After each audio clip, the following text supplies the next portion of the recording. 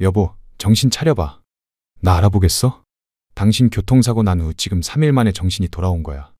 당신 잘못되는 줄 알고 얼마나 걱정을 했는데. 아기, 우리 개똥이 어떻게 됐어? 당신과 날 닮은 우리 개똥이 잘 태어나서 신생아실에 있어. 걱정 마. 정말? 정말 우리 아기 세상에 잘 태어났어? 나 좀 일으켜줘. 우리 개똥이 당장 보고 싶어. 근데? 왜 아들이 아니라 딸이야? 아, 그게 의사 선생님께서 초음파 판독을 잘못하셨나 봐. 생각해보면 아이가 늘 옆만 보여줬잖아. 당신 친구 언니가 미안하다고 실수했다고 전해달랬어. 당신 깨어났으니까 좋은 소식 부모님께도 알려야 되겠다. 아, 그래? 나는 아들인 줄 알고 출산용품도 죄다 하늘색으로만 사놨는데 핑크색으로 바꿔야 하나? 안녕하세요. 저는 올해로 43살이 된 평범한 여자입니다. 지금부터 제 사연을 들려드릴게요. 우선 저는 다소 늦은 나이에 출산을 하게 되었습니다. 남편과는 나름 꽃다운 나이였던 28살에 빠르지도 느리지도 않게 적당한 나이에 결혼을 했는데요. 신혼생활을 좀 즐기고 난 후 조금 천천히 아이를 가질 거라는 가족 계획을 세우며 그때부터 사랑하는 남편과 신나게 신혼생활을 즐겼어요. 제 남편은 대학교 때 만나서 흔히 말하는 캠퍼스 커플로 6년 동안 사귀고 결혼을 했습니다. 제 남편은 누구보다 저를 잘 이해해주고 보듬어주는 다정하고 상냥한 남자였습니다. 성격도 취미도 잘 맞고 심지어는 바이오리듬까지 찰떡같이 맞아떨어져 우리가 싸우는 일은 흔하지 않았어요.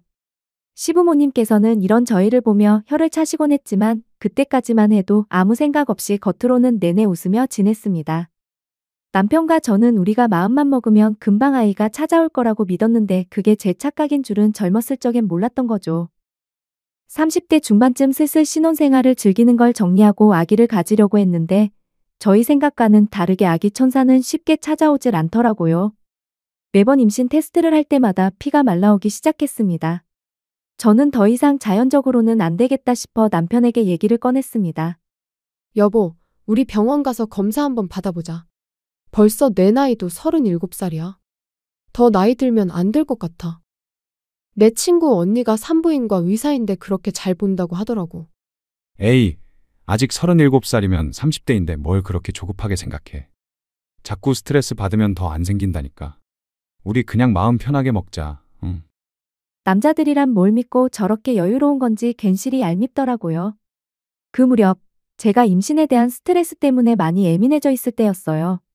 하도 성질을 피워대니 남편은 어쩔 수 없이 제 손에 붙들려서 저와 함께 난임 클리닉에 가게 되었고 각종 검사를 받아보게 되었는데 다행히 남편에게는 아무런 이상이 없더라고요. 문제는 제 쪽에 있었습니다. 나팔관 한쪽이 혹으로 막혀 있었는데 제거를 하게 되면 곧 임신이 가능할 것 같다고 했습니다. 허나 의사의 희망적인 말에도 불구하고 저는 근종 제거 수술을 한 후 몸이 회복된 다음 다시 한번 임신을 시도했지만 쉽지 않았죠. 성공한다 한들 금방 습관적으로 유산이 되어버렸습니다. 다른 사람들은 마음만 먹으면 쉽게 가지는 아이, 저는 대체 왜 안 될까 싶어 여자로서 자존심이 무너진 적도 한두 번이 아니었었죠. 그때마다 괜찮다고 위로해주는 든든한 남편이 있어 간신히 버틸 수 있었어요. 그렇게 3년이란 시간이 흘렀고 몇 년에 걸쳐 계속된 노력 끝에 저희는 마침내 결실을 맺게 되었습니다. 조금 있으면 태동도 느껴질 거란 의사의 말에 고맙다는 말을 몇 번이나 했는지 모릅니다. 자기, 뱃속 아기 성별이 아들이라는 거 들었어? 응, 들었지. 우리 이제 태명 짓자, 여보. 개똥이라고 지을까? 예전엔 하도 애들을 많이 잃어서 이름을 막 지으면 오래 산다고 일부러 그랬다잖아. 개똥이 좋잖아, 개똥이. 자기도 참 개똥이가 뭐야. 그래, 뭐 오래 살 수만 있다면야 개똥이로 하자. 뱃속에 있는 우리 개똥이 얼른 무럭무럭 자라서 엄마 품으로 오자. 이렇게 외치며 저는 배를 쓰다듬었고 우리는 서로를 사랑스럽게 바라보았습니다. 제가 안정기에 접어들고 나서 저희 부모님과 시부모님께 임신 소식을 말씀드렸더니 기쁨에 벅차해 하시더라고요. 냉랭하기만 했던 시부모님께서는 뱃속 아이가 아들이라 더 좋았던지 제 손을 부여잡고 장하다라고 말씀하셨고 저희 부모님께서도 여태 졸인 마음을 부여잡으시면서 눈물까지 흘리셨습니다. 우리 아들의 존재는 그야말로 축복이었어요. 개똥이는 임신 기간 내내 별 이벤트 없이 무럭무럭 잘 자라주었죠. 드라마에서 봤던 입덧도 심하지 않게 해줬고 임신 기간 내내 단 하루도 행복하지 않은 날이 없었습니다. 그렇게 하루하루 엄마가 될 날을 준비하고 있었습니다. 그렇게 임신 막달쯤 저는 곧 태어날 아기를 위해 그날도 산부인과 정기검진에서 초음파로 제 아이를 본 후 집으로 돌아오고 있었는데 하필이면 큰일이 터지고야 말았습니다. 무슨 영문인지 신호와 저를 못 본 승용차 한 대가 저를 있는 그대로 치고 말았던 겁니다. 바닥에 쓰러졌던 순간 저는 본능적으로 배를 감싸 안았고 사람들에게 둘러싸여 정신이 아득해지는 걸 느꼈습니다. 대체 얼마나 시간이 흘렀을까? 의식을 회복해서 차츰 눈을 떠보니 온통 새하얀 게 천국인가 싶었지만 들려오는 남편 소리에 불현듯 살았구나 라고 느꼈습니다. 여보, 정신 차려봐. 나 알아보겠어? 당신 교통사고 난 후 지금 3일 만에 정신이 돌아온 거야. 당신 잘못되는 줄 알고 얼마나 걱정을 했는데. 아기, 우리 개똥이 어떻게 됐어? 떨리는 소리로 아기에 대해서 묻자 잠시 그림자가 드리워지는 남편의 표정과는 달리 너무나 감사하고 기적적인 얘기를 들려주더라고요. 당신과 날 닮은 우리 개똥이 잘 태어나서 신생아실에 있어. 걱정 마. 정말? 정말 우리 아기 세상에 잘 태어났어. 나 좀 일으켜줘. 우리 개똥이 당장 보고 싶어. 남편은 제 몸이 안 좋으니 본인이 직접 신생아실에서 아기를 데리고 오겠다고 했습니다. 남편이 병실을 나간 그 순간 아이를 만날 생각에 얼마나 심장이 떨리던지요. 뱃속에서 고이고이 길러 세상에 태어난 가장 예쁜 모습도 보고 싶었고 우렁찬 울음소리도 듣고 싶었는데 엄마가 되는 기쁜 순간을 놓친 것이 아쉽긴 했습니다. 하지만 아이가 무사한 것만으로도 감사했습니다. 이윽고 남편은 제게 아기를 안고 와서 건네주었고 저는 감동에 눈물 지으며 아이를 안아보았는데 근데 아이의 발에 묶여있는 띠에 성별이 딸이라고 적혀있는 게 아니겠습니까? 분명 뱃속 초음파로는 아들이라고 했는데 어떻게 딸이 태어난 건지 저는 남편에게 물었습니다. 아, 그게 의사 선생님께서 초음파 판독을 잘못하셨나 봐. 생각해보면 아이가 늘 옆만 보여줬잖아. 당신 친구 언니가 미안하다고 실수했다고 전해달랬어. 당신 깨어났으니까 좋은 소식 부모님께도 알려야 되겠다. 아 그래? 나는 아들인 줄 알고 출산용품도 죄다 하늘색으로만 사놨는데 핑크색으로 바꿔야 하나? 미리 알고 있었던 성별이 달라서 당황스럽긴 했지만 생각해보면 아이가 초음파 할 때마다 옆만 보고 있다고 툴툴대던 친구 언니의 반응이 떠올라 그럴 수도 있겠거니 했습니다. 그저 교통사고에도 살아준 아이가 감사하고 기특할 따름이었죠. 저는 배운 대로 직접 아이에게 수유를 해주려고 노력했고 배고픈지 입을 쩍쩍 벌리는 모습이 마치 아기새 같아서 깨물어 주고 싶더라고요. 남편은 그 모습을 하염없이 바라보다 눈물을 지었습니다. 제가 웃으며 왜 우냐고 아이 수유하는 모습이 그렇게 감동이냐고 했더니 남편은 그렇다며 고개를 끄덕이고는 창피했는지 자리를 피했네요. 몸을 좀 움직여야 한다는 주치의의 말 맞다나 저는 링거병을 들고 천천히 몸을 일으켜 병원 안을 걸었고 우리 아기를 보기 위해 신생아실로 천천히 걸어갔어요. 그런데 저와 같은 마음으로 온 산모가 신생아실을 기웃거리며 미소를 짓고 있더라고요. 저도 곁으로 가서 우리 딸을 보았습니다. 깊이 잠이 든 모습조차 사랑스럽더라고요. 제가 넋을 잃고 아이를 보니 산모는 그제서야 제가 곁에 있다는 것을 알고 깜짝 놀라고는 부랴부랴 자리를 피했습니다. 제가 무슨 귀신도 아니고 그렇게 놀라서 피할 것까진 없었는데 괜시리 기분이 나빠졌지만 다들 예민해진 시기이니 털어버리자 했죠. 저는 퇴원 후 집으로 돌아와 육아 전쟁을 시작했습니다. 아이를 보는 건 여간 어려운 일이 아니었어요. 육아를 하면서 신경이 곤두세워져 남편에게 화를 내는 일도 많아졌고 남편은 생각보다 육아 참여도가 시원치 않았습니다. 언제나 참아주던 남편이었지만 매일 아이 울음소리에 시달리다 못해 도저히 참을 수가 없었는지 제게 베이비시터를 구하자고 얘기를 꺼냈습니다. 남편도 외버리고 가뜩이나 아이를 키우면서 지출 비용도 늘었던 터라 처음에는 싫다고 했지만 지인 소개로 좋은 금액의 아기를 정성껏 꼼꼼히 돌봐준다는 사람이 있다고 설득하더군요. 결국 저는 일단 사람을 보기로 했습니다. 아이를 사랑했지만 육아는 정말 고되고 힘들었거든요. 첫 아이라 신경 쓸 게 많아서 그랬던지 결벽증까지 생겼고 아이에게 조금이라도 안 좋다는 건 하고 싶지 않아 면접을 직접 진행했습니다. 안녕하세요. 처음 뵙겠습니다. 베이비시터 면접 보러 왔어요. 라며 인사를 왔는데 아직 어려 보이는 외모에 이제 갓 20살이 된 여자더라고요. 부모가 없어 시설에 자랐다던 여자는 밑에 새로운 동생들이 많아 자기가 다 돌봤고 덕분에 아이 돌보는 건 전문가 수준이라고 너스레까지 떨었습니다. 제 표정이 그다지 좋지 않다는 걸 느꼈는지 남편은 일단 일주일 정도 아이를 돌보게 하고 마음에 안 들면 언제든 거절해도 된다며 저를 설득했습니다. 베이비시터는 저희 집에서 상주하며 밤낮으로 아이를 돌보기를 바랐고 저는 일주일 정도 일을 시켜보기로 했어요. 베이비시터가 처음 온 날 아기 낳고 처음으로 푹 잠을 자고 왔더니 머리가 개운해지는 게 그제서야 좀 살 것 같더라고요. 깨어나 보니 그녀는 제가 미리 준비해두었던 맘마를 대어 아이에게 먹이고 있었고 앉는 모양새도 기저귀를 가는 솜씨도 그녀의 말만 따라 능숙했습니다. 게다가 얼마나 꼼꼼하고 정갈한지 살림 솜씨까지 저보다 나아서 제 시간에 제가 먹을 식사를 아이 수유를 고려해 영양별로 골고루 차려 내놨고 맛도 일품이었어요. 쉬지 않고 그녀는 움직였고 힘들게 일하면서도 늘 웃음을 머금고 있었습니다. 그녀가 마음에 들었던 저는 일주일까지 볼 필요도 없이 그녀를 고용하기로 남편에게 뜻을 정했고 그제서야 남편도 숨을 돌리더라고요. 물론 제가 고용하고 돈을 주는 입장이었지만 저는 그녀와 자매처럼 잘 지냈고 힘든 그녀를 위해 바깥 바람을 쐬게 하며 휴식 시간을 주고는 했습니다. 그런데 시터는 집에서 아기와 함께 있는 시간을 훨씬 더 좋아하는 것 같았어요. 저는 고마워서 급여날 보너스로 돈을 더 챙겨주었고 베이비시터는 통장 잔고를 확인했는지 제게 놀라서 말하더군요. 언니, 뭘 이렇게 많이 넣었어요? 이러지 않아도 괜찮아요. 내가 너무 고마워서 그래. 우리 지민이 너무 잘 봐주고 예뻐해주는 것 같아서. 실은 조만간 내가 직장에 복귀해야 할 것 같은데 앞으로도 잘 부탁한다고 뇌물 주는 거야. 그러니까 절대로 그만둔다는 소리 하면 안 돼. 알았지? 라고 장난기 어린 소리를 하자 베이비시터의 눈이 빨갛게 번졌습니다. 맨날 저한테 고맙고 미안하다는 말을 하는데 고마운 건 그럴 수도 있지만 미안한 건 왜 미안한지 가끔 의아하기도 했어요. 직장을 다시 복귀하게 된 저는 그녀 덕분에 안심하고 일할 수 있었습니다. 육아에서 벗어나 바깥 일을 하니 정말 살 것 같더라고요. 나온 김에 그간 못 만났던 친구들도 자유롭게 만났는데 그때야말로 제가 충격적인 진실을 마주할 줄은 차마 몰랐습니다. 대학 시절 잘 지냈던 친구들이었는데 그중 제 산부인과 주치의 동생도 있었어요. 친구는 저를 보며 인사했지만 어쩐지 불편해 보이는 얼굴이었고 기분 탓인지 저와 말을 섞을 때는 특별히 말을 아끼는 듯하더라고요. 그리고 저는 그 친구가 왜 그랬는지 알게 되었습니다.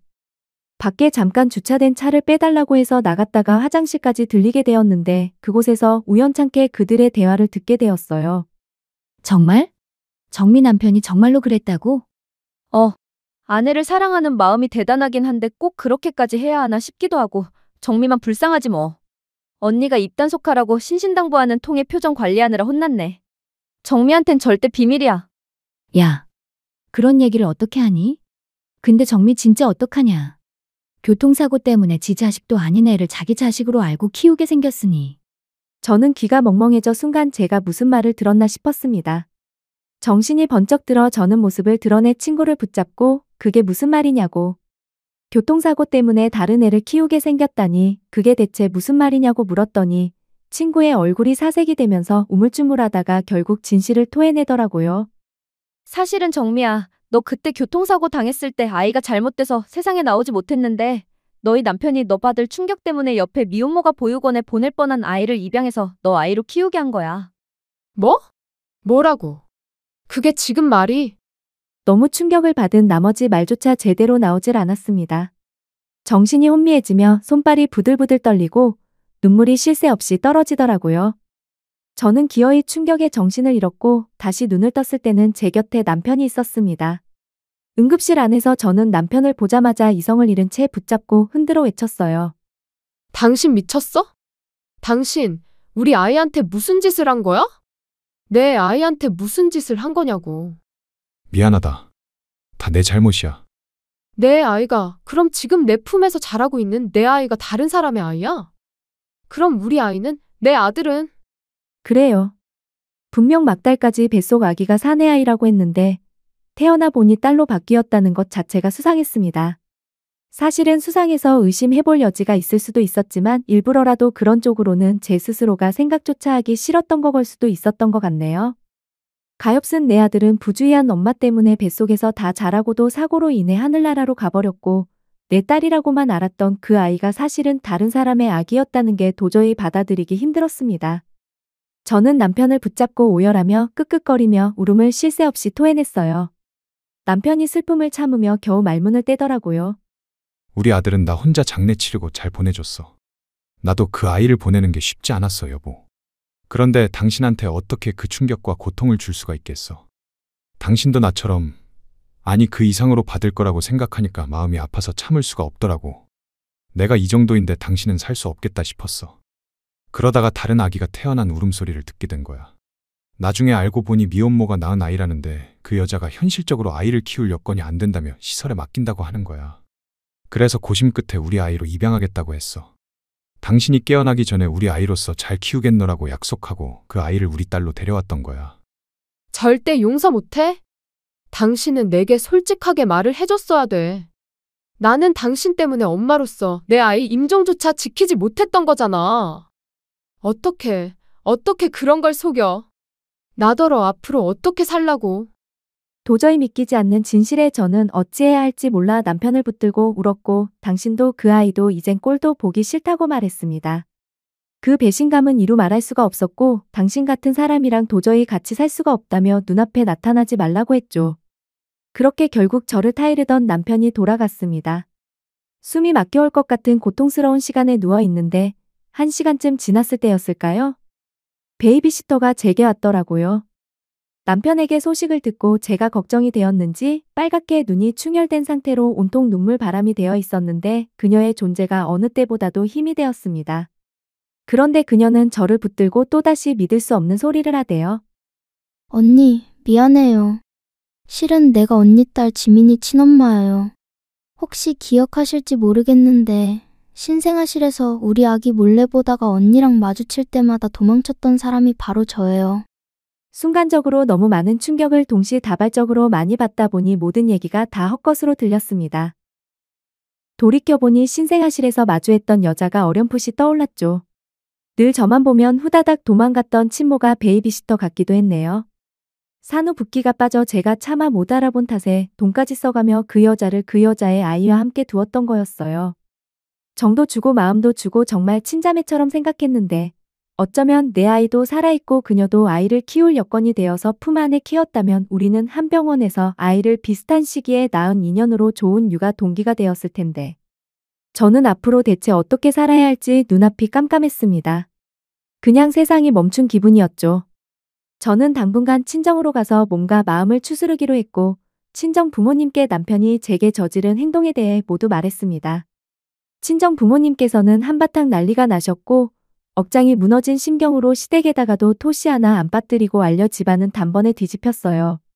시부모님과 남편이 와서 제 앞에 무릎 꿇고 잘못했다고 싹싹 빌었는데 남편은 그 와중에도 더 이상 어떤 말도 제게 하질 않았습니다. 저희 부모님께서는 이혼을 한 해 만에 하며 남편을 몰아갔지만 지금 생각해보면 남편 심정도 말이 아니었겠죠. 누구보다 아이를 바라고 기다리며 제 곁에서 지켰던 사람인데 그 마음도 오죽 쓰릴까 싶었습니다만 그땐 남편에게 받은 배신감에 가슴이 쓰라리고 미칠 것만 같아서 모든 원망을 남편에게 쏟아부었어요. 저는 부모님과 함께 아이를 묻었다던 강으로 가서 큰 슬픔에 주저앉아서 오열했습니다. 심장이 뒤틀리는 것 같고 숨을 쉬질 못하겠더라고요. 뱃속에서 그토록 귀하게 품었건만 어미의 칠칠치 못한 실수로 세상에 빛조차 보지 못한 채 떠나보내야만 했던 내 아이에게 너무 미안해서 소리내어 울었습니다. 그렇게 저는 친정집으로 돌아와 1년이란 시간을 보냈습니다. 1년 동안 남편은 연락이 없었어요. 친정 부모님께서는 아슬아슬하게 저를 바라보다 조심스럽게 말씀을 하시더라고요. 이제 그만 돌아가거라. 1년이면 너희 남편도 많이 힘들어질 거야. 너한테 얘기 말라 했지만 한 번도 빼놓지 않고 하루에 한 번씩 꼬박꼬박 전화해서 너 상태에 대해 묻고 걱정하고 했어. 다 자기 잘못이라면 너 원망조차 하질 않았다. 그런 사람 맘도 아프게 하지 말고 얼른 곁으로 가. 저는 부모님의 말씀에 몇 날 며칠 밤을 새며 고민을 했고 굳게 마음을 다잡고 저희 집에 돌아갔습니다. 그곳에 훌쩍 큰 아이와 마치 나의 자매 같았던 베이비시터가 그대로 있더라고요. 베이비시터는 저를 보더니 반갑게 맞이하며 눈물을 글썽거렸습니다.